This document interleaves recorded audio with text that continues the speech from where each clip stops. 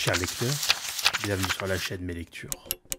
Avant de commencer à introduire le nouveau format, j'aimerais vous rappeler que le concept de la chaîne repose sur l'éveil au quotidien par des contenus de courte durée, et que les formats traditionnels du samedi perdureront. Dans cette voie à suivre, la façon de vous narrer les contenus change pour être plus proche de la synthèse. L'objectif, avoir au moins une fois par mois une série de petites vidéos d'une durée de 2 à 6 minutes, jour après jour, pendant une semaine, à horaire variable, de préférence le soir, vous récapitulant un chapitre. Sachez aussi que la chaîne va accueillir de temps en temps des quiz qui seront disponibles sur mon blog. Peu importe l'heure à laquelle vous m'écouterez, j'espère que mes lectures vous pousseront à lire et à consommer des œuvres pour que, à votre tour, vous puissiez avoir de réels arguments dans vos conversations. Je vous souhaite une bonne écoute. Avant-propos. À qui s'adresse la présentation de l'œuvre de Petré Grenouillot? L'œuvre s'adresse autant à des chercheurs de vérité qu'à des personnes curieuses. Sa lecture étant agréable et pas trop académique, mais demande quand même une certaine dose d'annotation pour que l'information soit bien ancrée. L'œuvre de synthèse de l'introduction en 12 chapitres que je vous délivre va vous permettre d'avoir un premier éclairage sur les prémices des différentes traites, autant atlantiques que négrières, voire méditerranéennes. Les mécanismes qui les ont soutenus, ainsi que les politiques, les localisations géographiques, les mouvements religieux, etc. Le niveau de détail de mes synthèses vous permet d'avoir un compromis entre la patte de l'auteur et un court extrait que j'ai plus ou moins vulgarisé. Dans ce nouveau format, je tente de vous donner mon ressenti avant d'entamer le gros de la présentation. Sachez avant tout que je n'ai pas terminé le livre, temps personnel ne me permettant pas d'aller plus loin dans son étude. Je me contente donc de l'introduction, qui, ma foi, aurait aussi bien pu se nommer chapitre, tant il y a d'informations. Le livre comprend pas moins de 150 à 200 pages de sources, et il est vrai que je me suis déjà demandé, avant la présentation de mes œuvres, s'il ne serait pas judicieux de les explorer, ces 200 pages de sources. Mais vous l'aurez sûrement déjà deviné, faire cela reviendrait à ne rien produire avant de longues années, parce que mon travail d'annotation prend un temps considérable. Tout d'abord, je tiens à vous signaler que si vous ne souhaitez pas être légèrement spoilé, je vous conseille d'atteindre directement l'introduction. Ensuite, les liens en description vous permettront d'accéder au résumé synthèse sur mon blog. Maintenant, voyons ce que j'en ai pensé.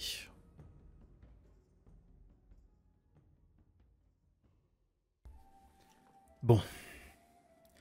Qu'est-ce que l'introduction de la traite négrière de Petré Grenouillot? Tout d'abord, sachez que ma seule référence livresque sur un sujet similaire est celle de Titian Ndiaye sur le génocide voilé, que vous pouvez retrouver sur ma chaîne.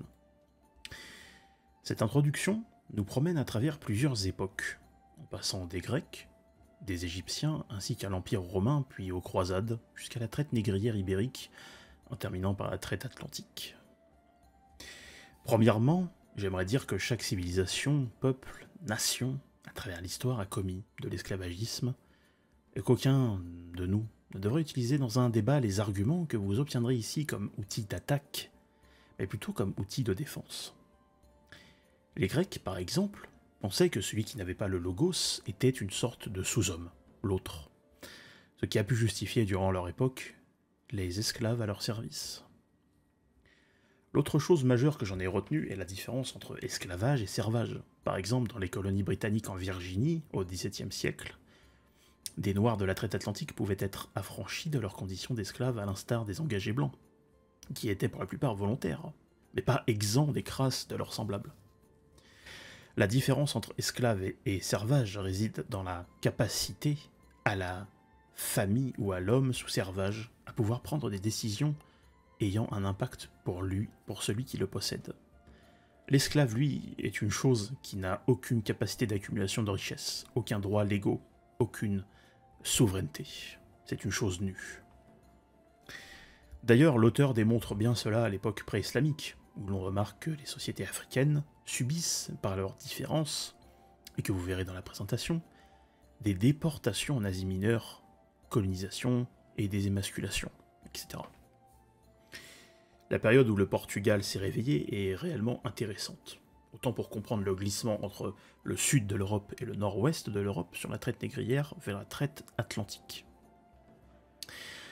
Les banques génoises par exemple, ou italiennes, finançaient des compagnies privées ou donnaient des coups de pouce pour alimenter un circuit de déportation, où bagnards blancs, tatars, ukrainiens, russes pouvaient se côtoyer en cage dans des rues à Venise. C'est une excellente introduction que nous délivre ici l'auteur, longuement sourcée, longuement parcourue de noms hétéroclites qui permettent un approfondissement sur le sujet si l'on est curieux. Je conseille réellement de lire ce livre, que je continuerai évidemment de vous présenter à l'avenir, à quiconque souhaite avoir un horizon dégagé sur l'histoire du colonialisme qu'on nous rabâche souvent à nous, Européens. Mais aussi aux traites négrières qui peuvent être confondues avec les traites atlantiques, qui incorporent bien plus que des Africains noirs et qui englobent des problématiques, des circonstances qu'on n'entend jamais, ou très rarement. S'il y a une chose à retenir, c'est que personne n'est exempt d'être un modèle de pureté. On peut cependant noter que certaines civilisations, nations, ont accompagné différemment la question de la traite, avec plus ou moins de fond d'humanité, lié au contexte des époques. Ce que je retiens, c'est qu'il faut utiliser les arguments suivants de manière défensive et non agressive. Ce que j'en ai pensé est amené évidemment à changer avec le temps, et il est donc mis sous réserve. Voilà, maintenant, je vous souhaite une bonne et agréable écoute.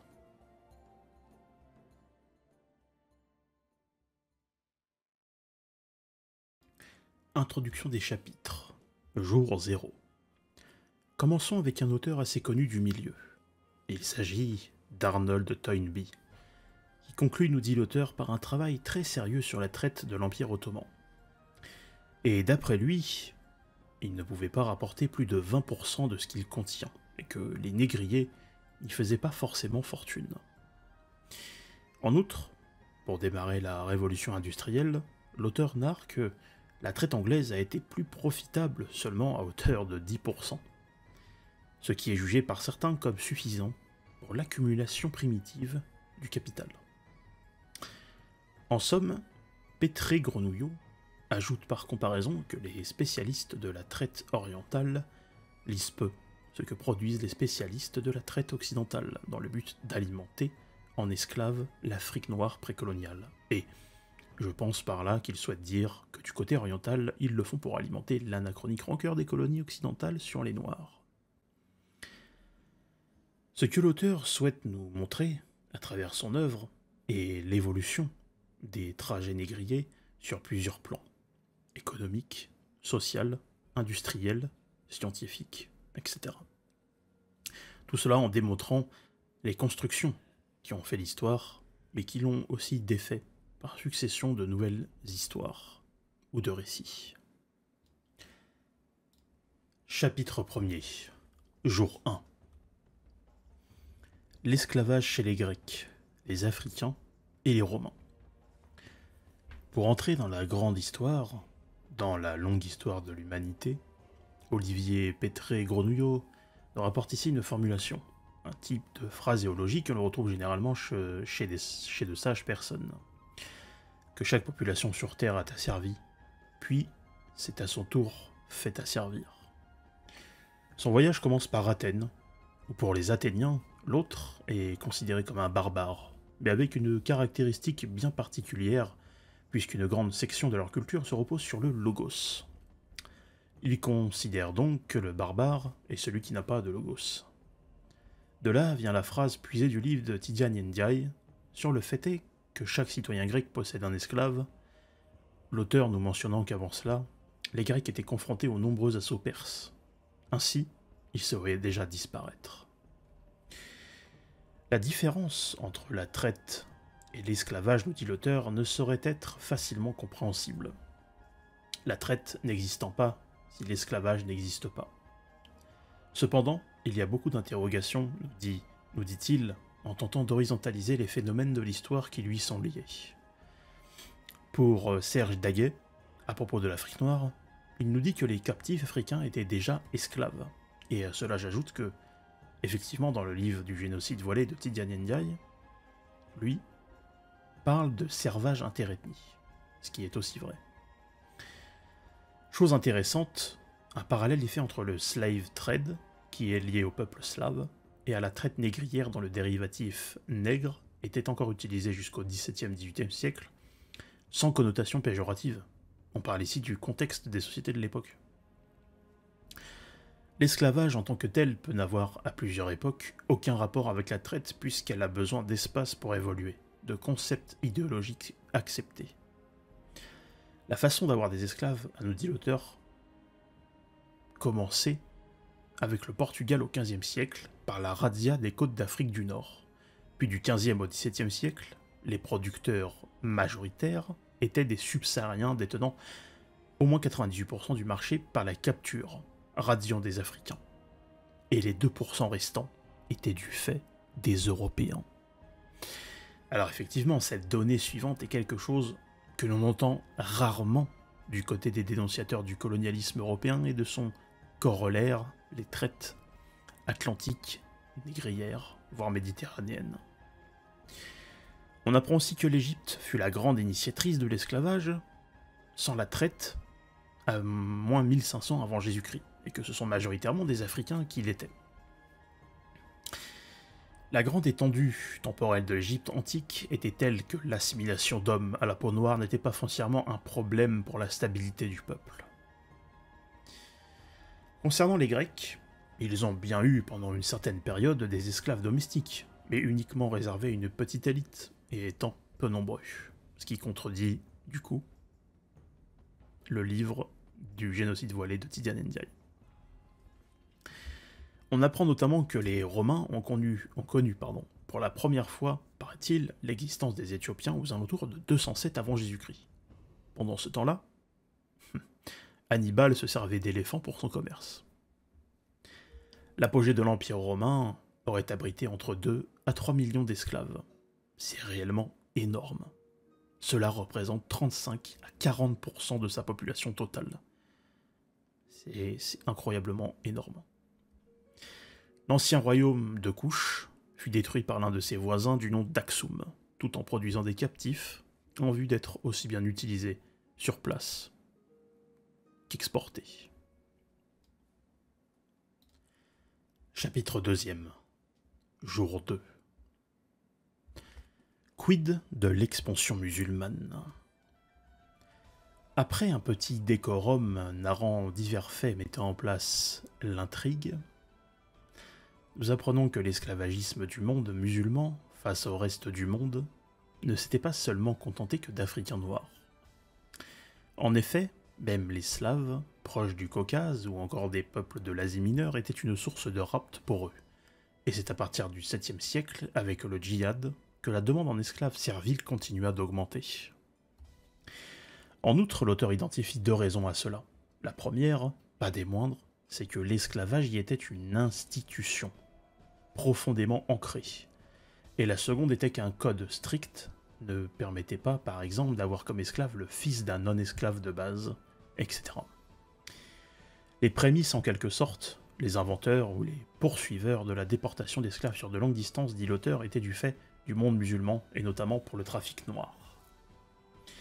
Il faut savoir qu'à l'époque de l'Antiquité, l'esclavagisme, notamment pour la Rome antique et la civilisation grecque, ces derniers n'exportaient pas de captifs, d'ailleurs souvent très loin de leur dieu d'origine. Ce fait est arrivé bien plus tard, peut-être par les peuples pré-islamiques, mais surtout déversé par l'invention des traites, initiée alors par Abdallah Ben Saïd. Le traité de 652, établi par l'homme précité, a vu son rapport changer avec le temps. En effet, le monde islamique décrit ici restait pour l'époque cantonné principalement au nord de l'Afrique. Les razzias ayant commencé à partir de cet instant vers le sud. Les rapports changent par besoin toujours plus croissant de mains serviles à tel point qu'il n'est plus concevable de traiter avec un non-musulman. En somme, on est sur de la négation plus ou moins totale de leurs contemporains africains. Afrique centrale, voire Afrique du Sud. De plus, l'auteur sépare en deux le racisme du monde musulman envers l'Africain noir du Coran, qui selon lui n'exprime aucun préjugé de race ou de couleur. La compréhension du monde pour les musulmans de cette époque était probablement la même que pour d'autres civilisations. On était le centre du monde, ainsi le reste est désigné avec plus ou moins de dédain, et le rétrécissement des termes de désignation se rendit à noir, rouge et blanc. Ce qui est important à comprendre ici est le processus amenant à lier au noir la condition d'infériorité, à partir des désignations renvoyant à des ethnies précitées, noir, rouge et blanc. L'auteur parle alors de peau sombre aussi, ou encore noir, et c'est bien la traite des noirs, et pas celle des Européens, mais celle de celui qui l'a enclenché, c'est-à-dire Abdallah Ben Saïd, qui amena ce changement. D'ailleurs, un passage d'un hadith, reste à voir lequel, et personnellement je n'ai rien trouvé sur internet, donc peut-être à prendre avec des pincettes, dit ceci à propos des Noirs, je cite. « Quand ils ont faim, ils volent. Quand ils sont rassasiés, ils forniquent. » Il y a pléthore d'autres connotations négatives à l'encontre des Noirs, où l'on peut citer celle d'Ibn Khaldoun, qui disait, je cite, « Les nations nègres sont en règle générale dociles à l'esclavage, parce qu'ils ont peu d'humanité en eux et possèdent des attributs tout à fait voisins à ceux d'animaux stupides. » Ou encore celle de Nasir al-Din Touzi, qui fait référence à leur animalité de singe, mais anthropologiquement comme étant d'apparence humaine. Et d'ailleurs, vous pouvez retrouver, pour celle d'Ibn Khaldoun, en copiant-collant le texte entre parenthèses sur internet. Et j'espère que ma prononciation est bonne. Le Xe siècle apparaît comme une ère où l'on souhaite alors défendre la condition de l'Africain noir via des séries d'écrits, et l'auteur termine en pointant du doigt autant la traite européenne que la traite du monde musulman avec, je cite, « un racisme dormant égal à tous les peuples ». La justification pour que le noir devienne esclave passa par Al-Farabi, en référence à Aristote dans ses listes de guerre justes, où il est question qu'être asservi est bien avantageux pour son maître. Mais on appela aussi des justifications de nature religieuse, notamment en désignant la malédiction de Cham, que je vous laisserai découvrir par vos propres moyens. En cela, nous dit l'auteur, ce sont les musulmans les premiers à s'en servir comme légitimité pour l'esclavage des Noirs. Incroyable, je ne savais pas. Il y a aussi le rapport à la sauvegarde de l'âme, lié au djihad sur les populations de mécréants, nous dit l'auteur, où le noir était potentiellement un fournisseur d'esclaves. En gros, soit tu te convertis, soit tu deviens esclave. Et cela me fait penser au Sith dans Star Wars, où être absolu est la norme. Pour aller encore plus loin, le Marocain Ahmed Al-Wanchirizi, au XVe siècle, pose la question suivante, je cite. « Est-il ou non légal d'acheter et de vendre un esclave noir professant la religion musulmane ?» À cela, il répond plusieurs choses, notamment que la date de conversion d'un esclave à l'islam ne l'exempte pas de la décision de son maître à n'être ou ne plus être esclave. En outre, la justification d'un homme à ne plus être esclave provient plus du fait de son incroyance que de sa négritude. Il faut savoir que le passage précité est plutôt le résultat d'un long processus et que nous sommes alors plutôt aux alentours du XVe siècle. Chapitre 3e. Jour 3. L'exploration portugaise de l'Afrique et la préparation au Nouveau Monde. Comme l'indique Fernand Braudel, la traite négrière n'a pas été une invention de l'Europe.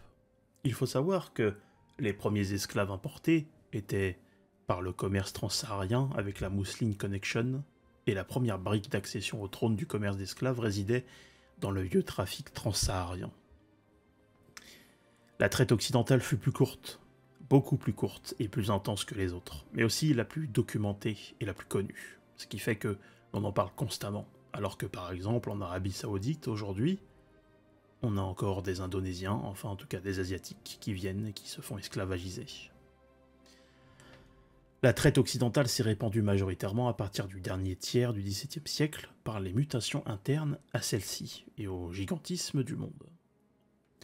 Le point de départ n'est pas la France, comme certains, ou peut-être beaucoup, se plaisent à le critiquer, mais bien le Portugal, et cela est la conséquence, le corollaire d'une reconquista, achevée à partir de 1249 avec un désir d'émancipation de l'influence castillane. Ce pays est prêt à entrer dans la course au XVe siècle. Avant le XIVe siècle, voire le XVe siècle, l'Afrique était restée pour les Européens une terre réservée aux voyageurs musulmans dans sa très grande majorité. Et les Portugais commencèrent à s'y intéresser pour de multiples raisons, avec des expansions vers le sud. C'est Henri le Navigateur qui coordonna la première entre 1394 et 1460, et qui se divisera en plusieurs étapes avec la colonie de Madère, 1418-1425, et la prise de Ceuta. Les forts courants marins ne permettaient pas de se rendre aussi loin que les explorateurs l'avaient souhaité, et il fallut attendre diverses inventions, comme la caravelle avec le gouvernail d'Étimbo, ou encore la bouline pour pratiquer le nord puis le sud, sans se perdre. Diverses étapes ont lieu, avant d'en arriver en 1487 au cap de Bonne-Espérance, puis Madagascar fut découverte en 1500. C'est à partir de là que les premiers captifs noirs furent radiés sur le Rio de Ouro. L'approbation du pape, et, à ma grande surprise, était nécessaire, et elle fut donnée. Rien que ça, comme quoi l'Église et ses hommes n'ont pas toujours les mains propres. L'auteur nous dit que les Africains radiés servaient surtout de justification, de preuve matérielle aux expéditions qui étaient coûteuses. La traite atlantique mit quand même près de 250 ans à se former, et c'était la découverte de l'Amérique qui était en train d'être préparée, puis qui passa par tout un tas d'inventions manufacturières faites sur le tas. Les contemporains de l'époque passèrent sous rumeur que finalement, bien plus tard, elle n'en sera plus une, que l'Afrique n'était que recouvert de sable, pour éviter d'attirer les convoitises sur ce continent extrêmement riche aurifèrement. Néologisme, inventé par moi-même, du mot aurifère.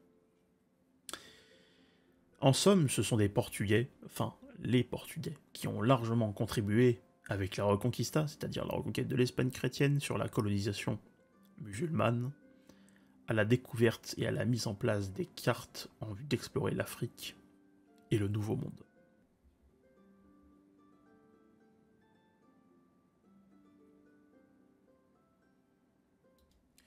Chapitre 4e.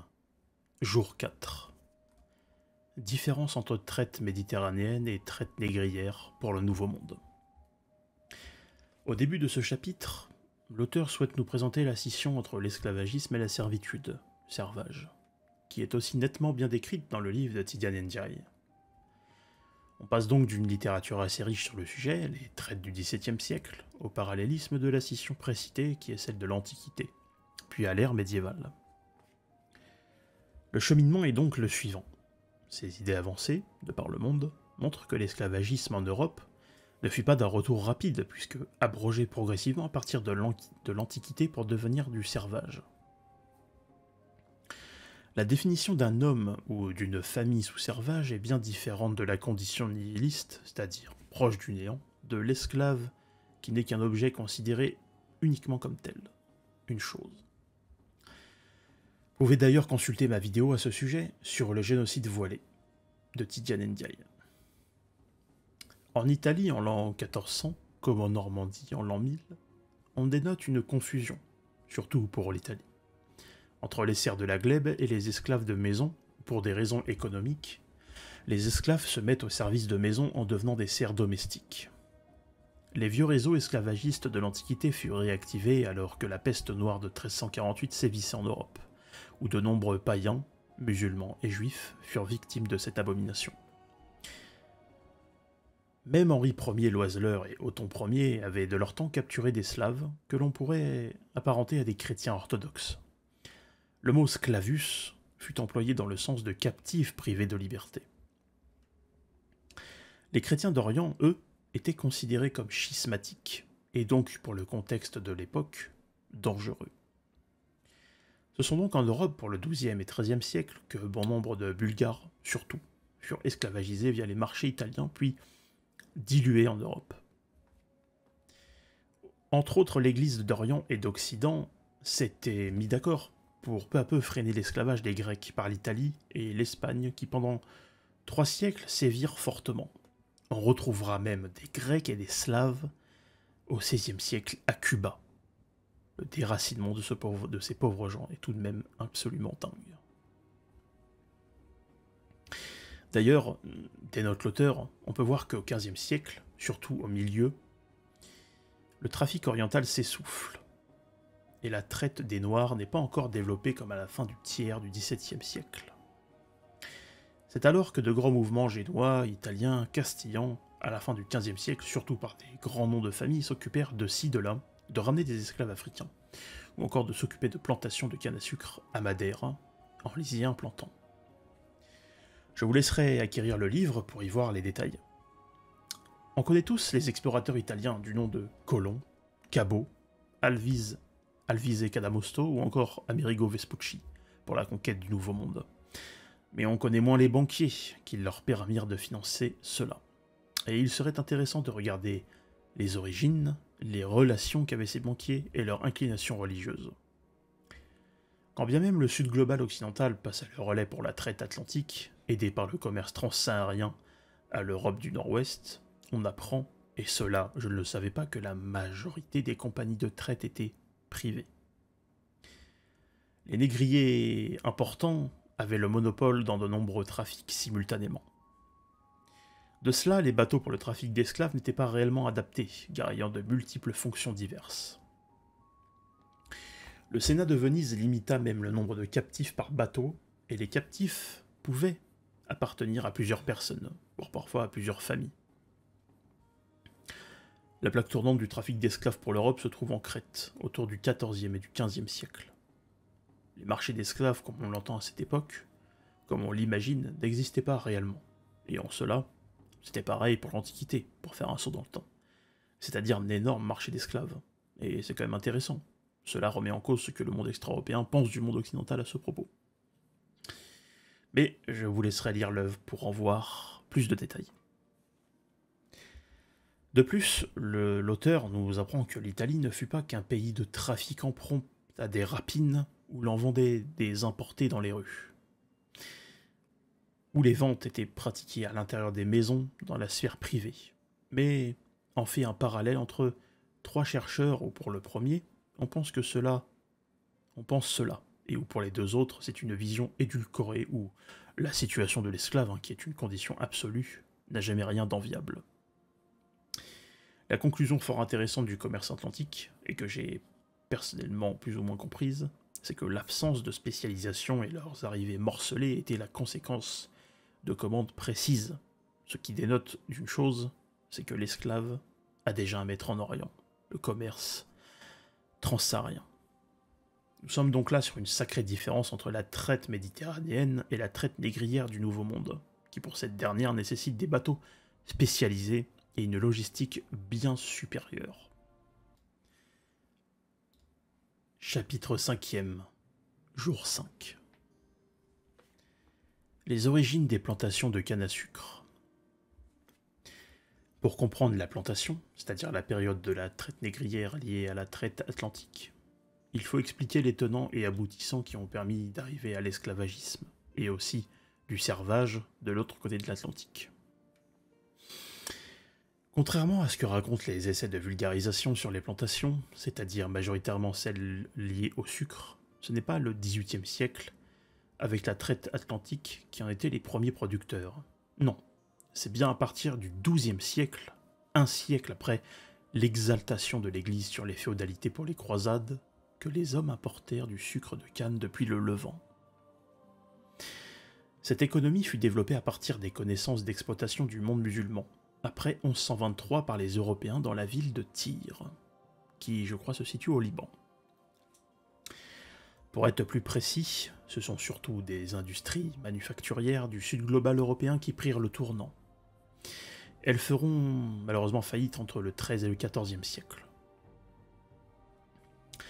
Pour alimenter le marché manufacturier des plantations, c'est-à-dire entre le Roussillon et Venise, mais surtout très présent en Italie, les familles à l'origine de ce trafic possédaient une constellation de peuples et d'ethnies.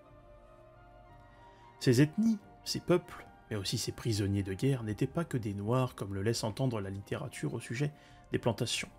On y retrouve des Slaves, des Ukrainiens, des Russes, des Tatars ou encore des Mongols. Étonnant, c'est une grosse majorité de Blancs que nous avons là, n'est-ce pas?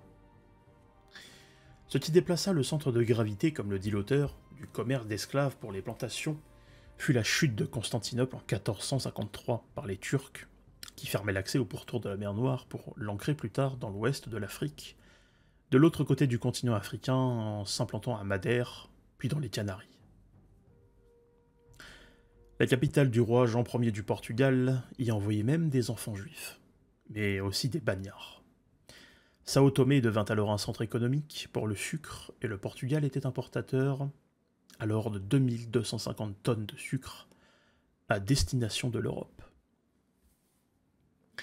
Après de nombreuses révoltes d'esclaves pour les colonies portugaises, les compagnies privées décidèrent lors de la découverte du Brésil d'y développer la culture de canne à sucre avec l'aide de moulins à sucre, déjà présents à Sao Tomé, mais moins technologiques. Aussi, le Brésil offrait plus d'espace et un accès plus rapide, aller-retour avec l'Europe, que pour se rendre aux Caraïbes ou encore en Amérique septentrionale. Le saut géographique, joli terme de l'auteur, je trouve, a aussi permis un saut technologique concernant les moulins à sucre pour le Brésil. Leur implantation fut ainsi poussée par un avantage fiscal, liaison entre privé et public. Et c'est ainsi, nous dit Luis Felipe de Alen Castro, je cite, « qu'étant donné les courants commerciaux qui prévalaient, le sucre et le coton cultivés en Angola devaient d'abord aller au Brésil, avant d'être ensuite seulement envoyés vers le Portugal. » Évidemment, je vous laisserai consulter la suite à la page 59 du livre pour les détails. Le rêve de deux puissances européennes, France et Angleterre, allait mettre à mal les avancées portugaises. Les conjonctures économiques internationales, les dissensions internes liées, conduisirent à la révolution sucrière antillaise de la seconde moitié du XVIIe siècle. Les manufactures se transforment petit à petit en industrie, car oui, le sucre est plus facilement transportable cristallisé qu'à l'état de canne. L'accélération des échanges, l'augmentation de la demande conduisirent à l'intensification du marché d'esclaves. Ainsi, les Flamands jouèrent un rôle important. Les Juifs et les Hollandais participèrent au démarrage de la production dans les Antilles. Le fil rouge depuis le monde musulman resta le même, avec des adaptations propres aux Européens. Et Philippe Curtain explique 6 facteurs pour le bon maintien du système à destination de la traite atlantique, qui sont plus ou moins secondaires, mais que je vous laisserai découvrir page 60-61 du livre si vous êtes curieux. Pour faire court, le monde de la plantation n'a rien de nouveau, alors qu'il s'exporte déjà du monde musulman. Chapitre 6e, jour 6. Les prémices de l'utilisation de l'Africain noir dans les colonies espagnoles et la course économique aux plantations sucrières. Chez les historiens dont parle l'auteur, qui ne sont malheureusement pas mentionnés dans le livre concernant le passage, il y a un élément historique lié à l'implantation des plantations aux Amériques qui ne fait pas consensus. Celui par lequel les compagnies privées étaient là en grande majorité et qui projetait l'idée que seules les plantations étaient capables d'assurer le rayonnement de l'Amérique. Un raisonnement clairement économique, que l'on pourrait penser être mis en avant pour servir des intérêts multiformes. Dans les faits, le système de plantation n'était pas étendu dans toutes les directions, et l'Amérique espagnole était peut-être la dernière à l'implémenter. On observe 2 modèles différenciants, nous dit l'auteur. Le premier concerne l'État castillan, qui était favorable aux premières îles à sucre de l'Atlantique, Madère, Canaries, etc. Tandis que la reine Isabelle avait une vision selon laquelle les Indiens d'Amérique, les convertis, et les colons devaient coopérer sereinement dans un échange de bons procédés. Chose assez intrigante à souligner.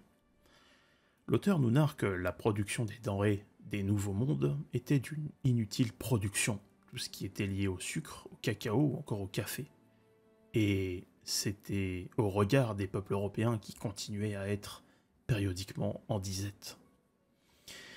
À ce propos, James Baldwin parlait aussi de consuming passion, sûrement pour faire une analogie à de la production de futilité, puisque je le subodore probablement, mais réservé à une bourgeoisie, liée à des compagnies privées, voire à des banques.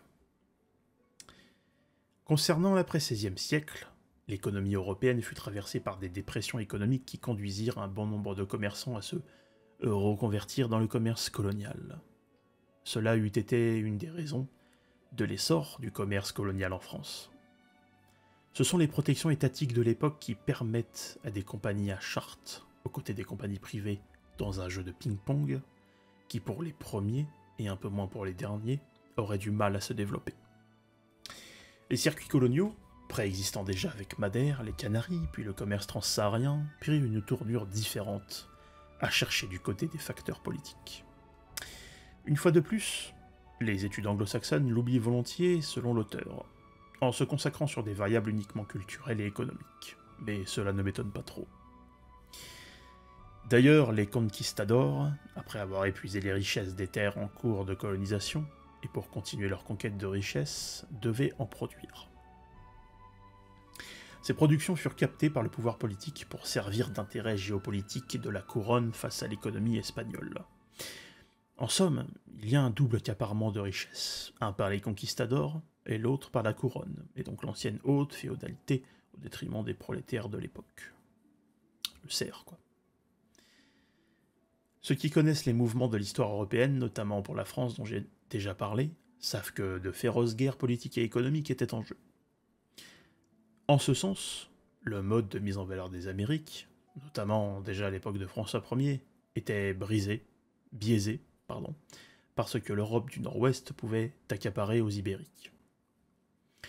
En ce sens, nous sommes plutôt vers une forme de marche forcée pour les rois qui entrent dans la danse sans réellement le vouloir, mais avec le contexte de l'époque, être dans la course ou ne plus exister. Sous arbitrage papal, François Ier, au traité de Tordesillas, le 7 juin 1494, n'envisageait aucun projet concret de colonisation économique. Il était seulement irrité, comme dit plus haut, d'être en dehors de la course à l'ouverture du monde. Les Anglais, en luttant contre les Espagnols, gardaient dans un coin de la tête que faire des affaires était important. Pareil pour les Hollandais. Le glissement entre l'Europe du Nord-Ouest et du Sud fut bien économique et politique, voire aussi religieux. Les considérations de type économique étaient aussi en partie héritées de la mise en valeur des Amériques par les plantations. L'échange entre négociants, compagnies privées, politiques, rois, haute féodalité, anciennes, était palpable, et les considérations précitées étaient appréciées par ces milieux. Les Juifs déportés par les Portugais à Sao Tomé, c'est-à-dire à peu près 2000, furent plus tard, par leur descendance, les commerçants de l'île. L'auteur note qu'en plus des Juifs, un nombre important de métissages, ainsi que de nouveaux convertis au christianisme, qui étaient mal vus par les institutions religieuses de l'époque, étaient présents.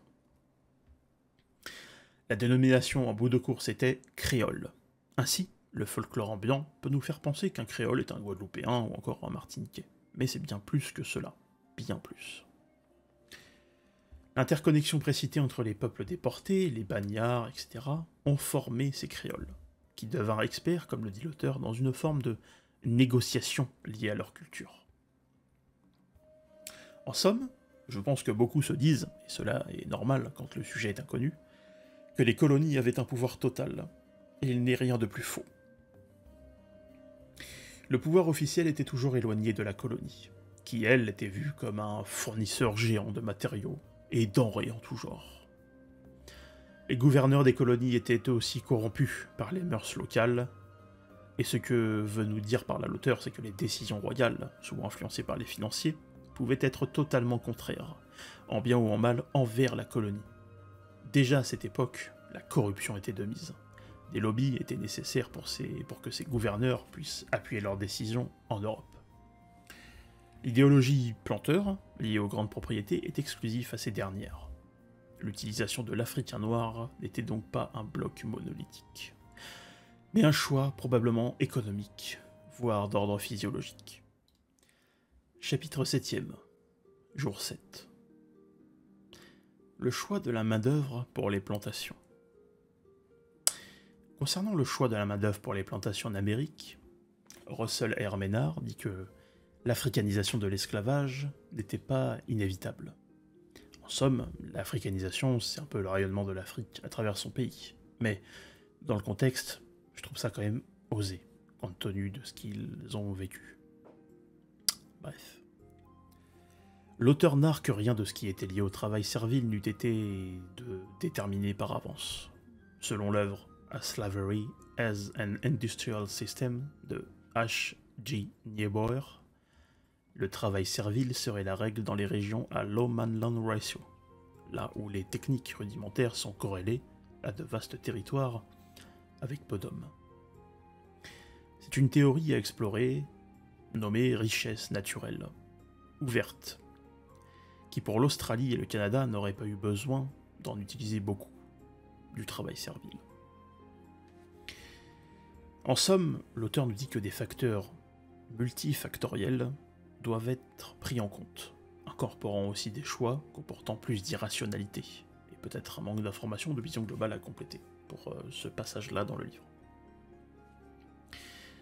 Parmi les choix pragmatiques, D.B. Davis dit que ce ne sont justement que ça, et que cela permit d'avancer avec des formes de travail forcées, que ce soit pour les Africains ou encore les Blancs engagés, que nous verrons après. L'Amérindien laisse place à l'Africain.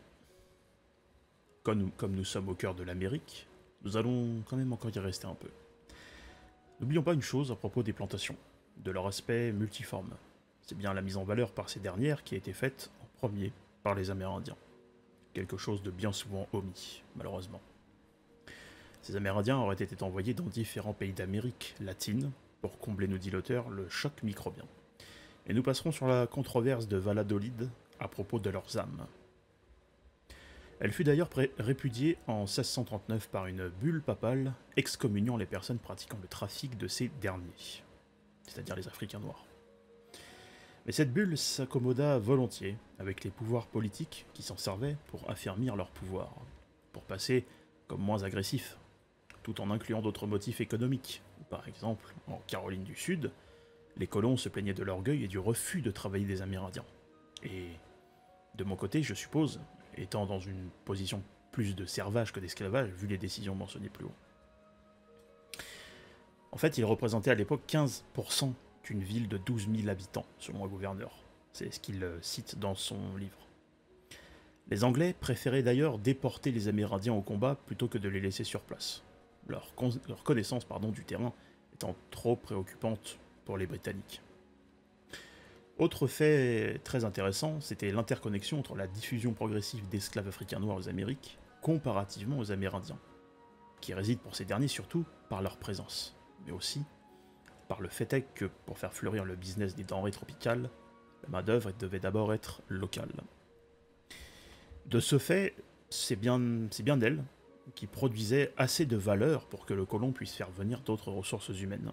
Les vendeurs d'or avaient aussi la main mise à l'intérieur des colonies. Leur essor favorisera la sédentarisation des, je cite, bandes d'errantes, et la désagrégera des réseaux de traite indiens. Pour faire plus court, cette lente transformation des déportés africains, des Africains noirs, amena aussi son lot de maladies aux Amériques. Confrontés aux Amérindiens, les compagnies privées, avec l'appui des politiques de l'époque, se mirent à privilégier l'Africain plus que l'Amérindien. Cela s'est évidemment accompagné d'autres mesures, que je vous laisserai consulter à la page 72 du livre de l'auteur. Les engagés européens dans l'affaire. Après avoir discuté des Amérindiens et des Africains, parlons maintenant des Blancs engagés.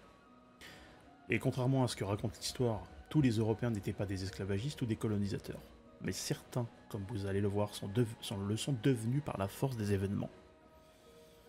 Alors, de quoi s'agit-il au juste ? Eh bien, on pourrait autant parler d'un travailleur sous contrat que d'un engagé sous servage.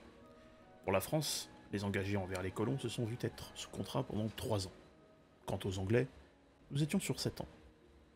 Mais rien n'était rose autant pour eux que pour les déportés. Les conditions de vie avant le départ étaient bien souvent affreuses. Ils devaient payer leur passage, soit en argent, soit en nature. Dégoûtant, vraiment, c'est vraiment dégueulasse, quoi. car ce n'était que du surplus et le contrat n'avait pas commencé. Rendez-vous compte. Le pire, c'est que parfois, ils ne survivaient même pas pour aller au terme de leur contrat. David Galenson aurait retrouvé plus de 20 000 contrats londoniens, ce qui représente pas moins de 6% des travailleurs sous contrat. Est-ce que vous vous rendez compte de l'énormité de ce chiffre? Leur rôle était souvent lié à du défrichage. De plus, ils reversaient bien souvent 20 hectares de leur future plantation. S'ils vivaient jusque-là, évidemment.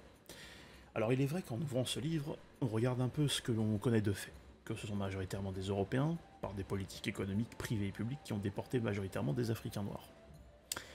Si bien qu'avant la révolution sucrière, c'est-à-dire avant le réel commencement de la traite atlantique, un nombre important d'îles britanniques, françaises, rivalisaient de leurs importations de sucre par l'adjonction toujours plus massive d'Africains sur des terres toujours plus grandes. Mais alors pourquoi? Car cela, l'auteur le note comme si cette pensée avait été traversée par nos descendants. Pourquoi les Européens n'ont pas été plus largement esclavagisés? Eh bien, il y a plusieurs choses qui rentrent en ligne de compte. Tout d'abord, l'abondance d'hommes en Europe de l'Ouest était un avantage stratégique pour les guerres. Les catholiques versus les calvinistes, les guerres de territoire, religieuses, etc. Mais aussi parce que les petites affaires des colons étaient en métropole majoritairement, et que faire venir des paysans de petites campagnes aurait été long et fastidieux. L'idée n'était pas exclue, loin de là. On peut d'ailleurs se demander pourquoi. Et puis, un autre argument, qui est celui de l'ethnie. Un Européen sur un Européen reste plus difficile à soumettre, car l'autre est son miroir. De plus, avec l'évolution du monde musulman, ainsi qu'avec la fermeture du pourtour de la mer Noire, les Européens n'avaient plus accès à un marché d'esclaves comme auparavant. Ainsi, une certaine morale interdisait, s'érigeant peu à peu contre la traite des chrétiens orthodoxes d'Orient. L'Europe de la même époque, c'est-à-dire la période de la guerre de 30 ans, vit apparaître une nouvelle forme de servage, qui, elle, contribua à changer les horizons des anciennes féodalités désireuses de mettre en valeur leurs terres, notamment par l'augmentation de la demande en grains. Ce qui, dans le cas d'une forte demande d'émigration, aurait contraint les seigneurs à, je cite, charger leur population de manière à les faire rester sur place. Le recul de la main-d'œuvre blanche en tant qu'engagée était en Europe l'œuvre d'événements multiformes. Ainsi, lorsque les traites atlantiques africaines noires avaient cours, des Africains arrivèrent en masse, déportés évidemment. L'engagé européen était face à un dilemme. Selon l'auteur, ce dilemme fut celui d'une concurrence, mais aussi de la différence entre l'horizon de réussite pour l'Européen et celui d'une seule voie pour l'Africain. Dès lors, par la rumeur et les nouvelles, les candidats européens baissèrent aussi. En somme, l'Europe était, beaucoup plus exigeante. En soi, cela est normal, je le subodore, car à l'époque, on mettait alors sur le même plan une main-d'œuvre sans rémunération face à une autre, quand même plus exigeante en tout point. À savoir que, aux alentours de la guerre anglo-hollandaise, les circuits d'approvisionnement étaient majoritairement tenus par ces derniers, ainsi que par les Portugais. C'est bien la Royal African Company, en 1672, qui monopolisa le commerce d'esclaves. Et oui, encore une fois, c'est souvent les mêmes. Le glissement entre compagnies à charte vers des compagnies privées fit, nous dit l'auteur, son apparition au début du XVIIIe siècle. Le rôle du clergé dans la traite atlantique négrière. Partie 1. Commençons par dire ceci. Rien de tout ce qui a été fait jusqu'à présent, et au-delà, ne mérite une quelconque clémence. Toutes les compagnies à charte, qu'elles soient publiques ou privées, l'ont fait par des mécanismes poussoirs ainsi que par appât du gain. D'ailleurs, la période de la guerre religieuse, cause de Luther, n'y est peut-être pas pour rien. Concernant la traite négrière atlantique, que narre l'auteur ici, la mortalité la moins élevée du monde, ainsi que la supportabilité de ce dernier, était plus importante chez les Africains. Quoique pour la dernière, nous dit-il, cela fut plus le fruit d'une exagération des profiteurs qu'autre chose, malgré que du vrai y soit présent. Mais il est vrai, dit Allen Castro, le rapportant d'un décret royal datant de 1562, qu'employer de la main-d'œuvre africaine était plus efficiente, gare déjà présente à Madère, Sao Tomé ou encore les Canaries. Ce n'est pas moins de 100 000 Noirs qui furent transportés au cours du demi-siècle qui précéda Christophe Colomb. 100 000. À l'époque, c'est énorme. D'ailleurs, le premier navire à avoir transporté plus d'Africains que d'Européens fut du fait des Portugais. Sans oublier l'obsession pour les Espagnols de la pureté du sang, réaction à l'assimilation des, je cite, conversos d'origine maure. Ainsi, les Ibériques auraient commencé tôt leur ressentiment envers l'Africain noir, bien plus en contact qu'avec l'Européen du Nord. L'expansion anglaise de l'époque, sa marine lui permettait de côtoyer plus facilement, par exemple, que la France, qui a dû attendre Richelieu et plus encore pour voir le renouveau d'une marine efficiente.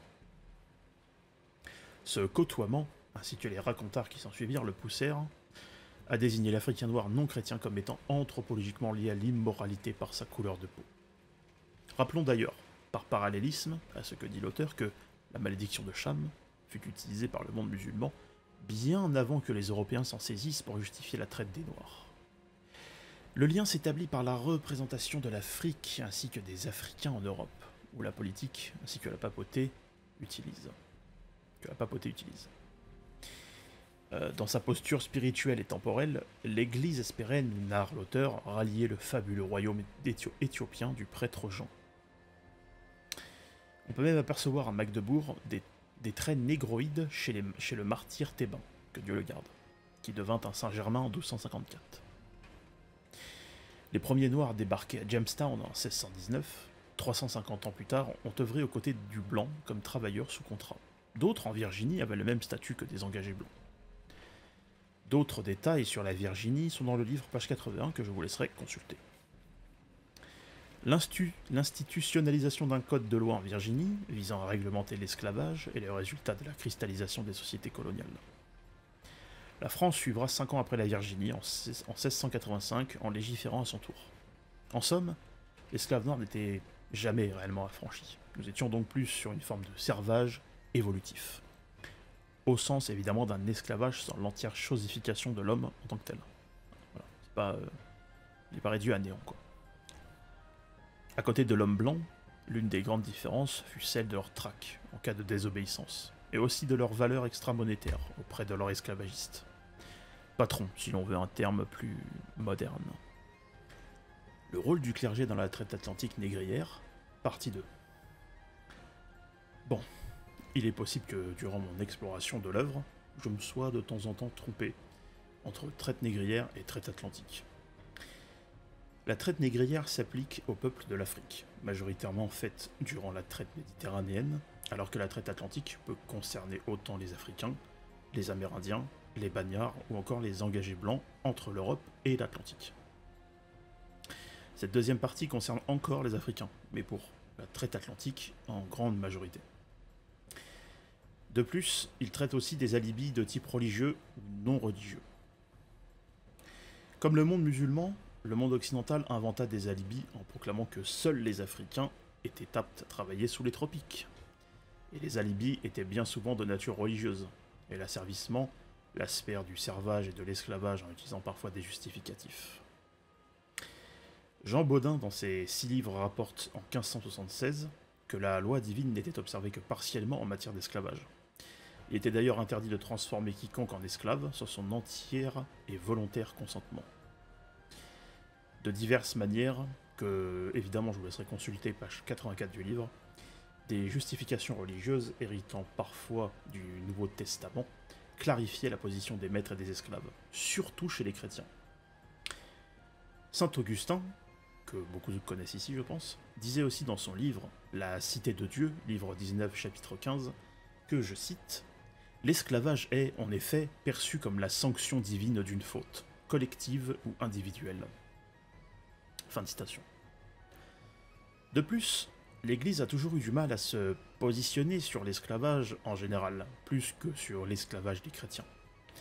La différence se situait dans l'Antiquité, précisément au temps de Constantin Ier, dans l'Église entre l'esclavage et le servage, et qui pour ce dernier est caractérisé plus sémantiquement que par la réalité, quand bien même des civilisations pour ces dernières en respectaient plus l'homme que d'autres. Je pense que vous voyez de qui je parle. Le servage est donc depuis l'Antiquité justifié par les 3 ordres, où les paysans doivent subvenir aux besoins du clergé, et des nobles qui en retour leur doivent protection terrestre et parfois céleste. Bon, nous sommes aujourd'hui dans une forme évoluée de servitude, rien n'a réellement changé, ou la force à déployer sur un homme, par contre, pour le contraindre, étant bien souvent plus désagréable pour le capital et leurs tenanciers. De plus, quand le pape, au XVe siècle, déclara licite, en 1455, la traite atlantique, il y eut quelques figures ibériques, et peut-être, de mon côté, hein, d'autres dont je n'ai pas les noms, mais qui souhaitaient, en leur fort intérieur, adoucir la peine des Amérindiens, des Africains, etc. Et 75 ans plus tard, l'immobilisme de la papauté fit revivre les textes des anciens, où l'on reprit les dires d'Aristote, qui disait en substance que l'esclave n'était qu'un, je cite, instrument animé. Bon, c'est assez dingue à entendre, mais il faut aussi se souvenir du contexte des époques à chaque fois. Voilà. Quand bien même il y a parfois des signaux faibles ou des signaux forts qui restent dans le temps, comme jusqu'à aujourd'hui. La bulle Sublimis Deus de Paul III n'opère aucune différence entre les droits fondamentaux des chrétiens et des populations non chrétiennes, ce qui créa bien évidemment des dissensions. De ce fait, aucun message clair n'était présent dans les textes sacrés, remontant des tréfonds de l'église gréco-romaine. Peut-être que ça resterait à vérifier, ça. Enfin, message clair, oui. Les questions des savants étaient tournées vers l'évangélisation du monde et l'acquisition des esclaves. Des textes sortant de l'église comme Fray Alonso Montufar, un archevêque de Mexico, conseillaient au roi d'Espagne d'aller prêcher les évangiles en Afrique plutôt que de justifier la traite par le souci de la conversion des Noirs. Hein, vous vous rappelez aussi, hein, dans le monde arabo-musulman, la croyance ou l'incroyance faisait ou non votre valeur en tant qu'esclave. La congrégation de Fidé, en 1622, questionna la papauté sur le sujet, en le prenant au sérieux, fondée par Grégoire XV pour deux raisons. La première, la propagation de la foi dans le monde, parfois entravée par des pays ibériques, fut utilisée par les missionnaires comme prétexte à esclavagiser face aux hérétiques. Pour saint Thomas d'Aquin, que vous connaissez je pense tous, la servitude eût été légitime. Et tiens, ben voyons. La tradition voulait qu'on les utilise si seulement ils avaient été acquis de juste manière, par exemple. Le théologien jésuite Molina considérait que les guerres entre des barbares païens devaient être présumées injustes. Ce qu'on remarque de plus, c'est la présence de l'Église, des ordres jésuites ou encore dominicains qui séparément, via des prêtres, des théologiens, étaient en train de condamner chacun à leur tour les actes de traite. Plus cette dernière gagnait en importance, plus les condamnations des hommes précités perdurent en stature, pour finir petit à petit diluées. Pour la France, la plus haute autorité morale de l'époque, c'est-à-dire 1698, la Sorbonne, fut saisie par le président Germain Fromageux, qui disait ceci, je cite. « Il suit tout de suite ceci, notait-il en conclusion, qu'on ne peut en sûreté de conscience acheter ni vendre des nègres, parce qu'il y a de l'injustice dans ce commerce. Si néanmoins, tout bien examiné, les nègres qu'on achète sont esclaves à juste titre, et que, du côté des acheteurs, il n'y ait ni injustice ni tromperie, pour l'or, selon les principes établis, on peut les acheter et les vendre aux conditions qu'on a marquées. On pourrait même, sans aucun examen, les acheter si c'était pour les convertir et leur rendre liberté. » Fin de citation. En somme, c'est un peu le reflet de la pensée dans l'Église. On adoucit par la sémantique, on promet la libération. Mais le contexte de l'époque n'en enlève rien au caractère conditionnel de la chose. En conclusion, l'auteur nous dit que la traite transsaharienne naquit avec l'expansion musulmane, que la traite atlantique naquit, elle, par l'ouverture au grand large de l'Europe. Deux facteurs économiques, sociaux, qui pour le premier ont établi les bases des traites négrières et pour le second les a fructifiés, tout en cherchant par l'entremise de certains à les adoucir. Du moins, avec une forme d'esclavagisme qui ressemble plus à du servage.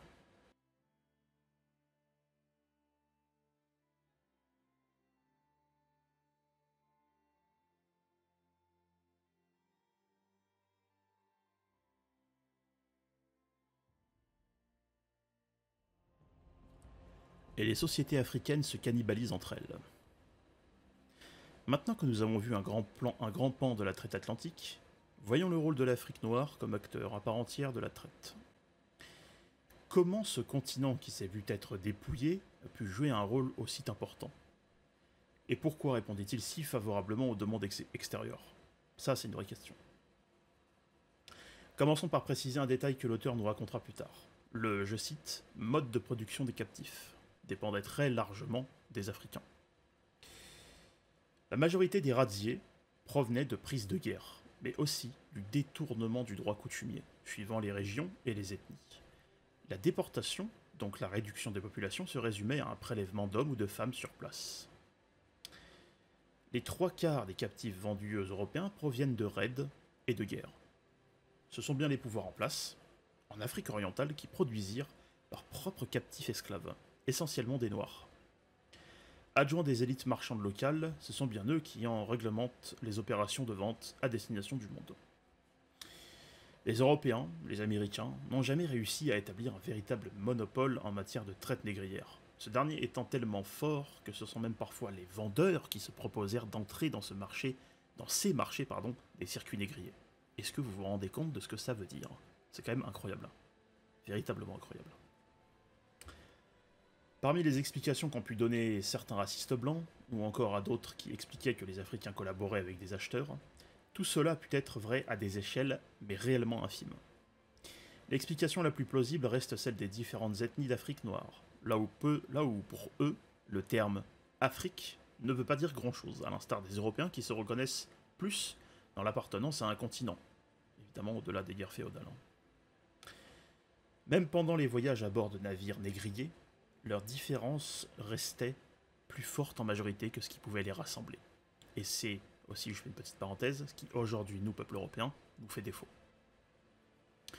Eltis remarque, en rapportant une banque de données d'une période présentant 383 révoltes, qu'aucun gardien noir ne s'était eux-mêmes révoltés. Est-ce que vous vous rendez compte? Bien que leur sort ne soit pas différent. C'est dingue. En Afrique noire, l'homme était d'abord enlevé puis désocialisé de son foyer, puis ensuite pour servir ses maîtres. Selon différentes tâches, il était désexualisé, dépersonnalisé ou encore décivilisé. C'est vraiment d'une barbarie sans nom. Et ça, c'était bien avant que la zone ibérique européenne vienne les chercher. L'esclave est avant tout la fabrication d'un intrus, chosifié, asservi totalement à ses maîtres, loin d'un servage, comme on pouvait le voir dans les ethnies d'Afrique au temps des griots par exemple. Pré-islamique si vous voulez, et bien avant. Les élites locales imposaient leur influence de cette manière, par la terreur, mais aussi par des logiques plus ou moins acceptables, économiques, démographiques, sociales, etc. Ce qu'il faut tenter de comprendre, c'est comment ces élites ont pu entrer dans l'engrenage négrier alors que les logiques africaines étaient radicalement différentes. Et on regardera donc les modes d'organisation des sociétés d'Afrique noire parallèlement à la montée en puissance des traites d'exportation. Contrairement à ce que dit Hegel en 1830, l'Afrique a plus d'histoire que ce qu'en disaient ces derniers, ou les tenants de l'européocentrisme. Les sociétés africaines résistaient au changement par plusieurs facteurs, dont Bohannan et Dalton ont mis en exergue 3 grands traits. Le premier étant celui de la réciprocité des peuples, où les dons et échanges étaient relativement obligatoires. Le deuxième étant celui de la redistribution des biens, tel un État qui prélève des biens ou encore par le biais de corvées ou autres taxes. Et enfin le troisième étant celui de l'économie de marché, existant par la présence d'anciens étalons monétaires. L'auteur observe d'ailleurs que l'autoconsommation des biens est différenciée par une culture lignagière entre élites et villageois. La dimension du profit au sens plus européen, qui nous est propre, plus occidental du terme, est ici plutôt secondaire. Il faut voir plutôt l'obtention de biens de prestige assurant une autorité, ou encore l'importance des sages avec leur savoir, les griots. Mais cela ne s'arrête pas ici, cela s'étend au contrôle des femmes, pubères, au monopole d'une série de techniques comme des rites, des pratiques magiques ou encore médecine. Je vous laisserai évidemment voir la suite dans le livre, page 96. Il existe donc un lien, nous dit l'auteur, entre ces coutumes économico-matérielles puis spirituelles, et l'influence des élites lignagères, remise en question par certains attributs matériels. Cela limitant la diffusion d'une autorité qui aurait un pouvoir d'unification. Cette limitation s'amplifia avec l'arrivée de biens par l'essor de la traite, où des élites, durant de grandes fêtes, notamment au Dahomey, redistribuaient ou détruisaient ces dernières. En soi, la migration d'hommes ou de familles d'un modèle de société pour le reproduire ailleurs n'était pas interdit, mais canalisée et réduite, où le nouveau lieu d'établissement était pour lui source de profit, surtout personnel. Les structures de pouvoir étaient aussi reproduites, évidemment. Ce morcellement culturel reproduit en mosaïque introduit donc un renouveau, qui limite grandement l'unification qui apporterait, comme un bloc monolithique, un rempart à l'auto-asservissement et aussi aux demandes du monde extérieur. Bon. Une femme, du nom de Catherine Coquery-Widrowicz, théorise une rupture de l'immobilisme des sociétés africaines en intégrant l'idée de déséquilibre et de conflits internes. Le fait est que l'égalitarisme du système foncier ne permettant pas qu'il se retrouve dans la main de quelqu'un, et donc comme on pourrait le penser avec une fructification sur la longueur, cela aurait eu plus une valeur symbolique et sociale que pour la fructification des terres. Les dissensions internes étant pour le commerce extérieur, pour les élites en place, un non-frein à la ponction d'hommes en vue d'alimenter un circuit de traite. Là où à l'intérieur il existe une forme de servage, l'un envers l'autre, qui conduit souvent à la détestation ou à de micro-conflits. Nous sommes donc sur de la solidarité conflictuelle, comme le dit des travaux postérieurs d'Emmanuel Theuret. Une chose que narre l'auteur à propos de ce fameux Emmanuel Theuret, est l'unification temporelle qui s'est modulée entre guerre et marchands africains comme étant un instrument de répartition des biens. La guerre et le commerce longue distance s'ancrent alors dans un mode de production nommé, je cite, « tributaire », fin de citation, où marchands et guerriers ont besoin l'un de l'autre. L'autre phénomène dans ces conflits étant la polarisation autour d'élites conservatrices qui limitent l'ampleur du grand commerce et de la guerre des élites, dites novatrices, utilisant systématiquement et de façon cumulée les deux moyens, guerre et commerce longue distance, afin d'imposer des transformations en interne par ces dernières. Nous sommes alors entre conservateurs et progressistes. Vous me direz, droite et gauche, quoi. Nous sommes dans les explications, encore dans l'Afrique précoloniale. J'entends par là celle des Européens, pas celle du monde musulman. La différence au final entre l'Europe et l'Afrique, c'est que les élites, pour la première, étaient d'ordre policier, administratif, militaire et clérical, alors que pour la dernière, nous étions sur des guerres et du commerce externe et éloigné. Cela explique pourquoi les voisins, faisant parfois des proies faciles, étaient radiés. Les prémices de la razzia se trouvent être aux yeux des agresseurs la caractéristique différenciant de l'ethnie face à elle. En somme, si la complexité était moindre, des justifications étaient avancées pour agresser, car moins évoluées dans leur structure. Voilà, vous pouvez retrouver le résumé synthèse en lien dans la description de la vidéo, et quant à moi, je vous dis à plus tard ou à demain pour un nouveau chapitre, et à bientôt sur mes lectures.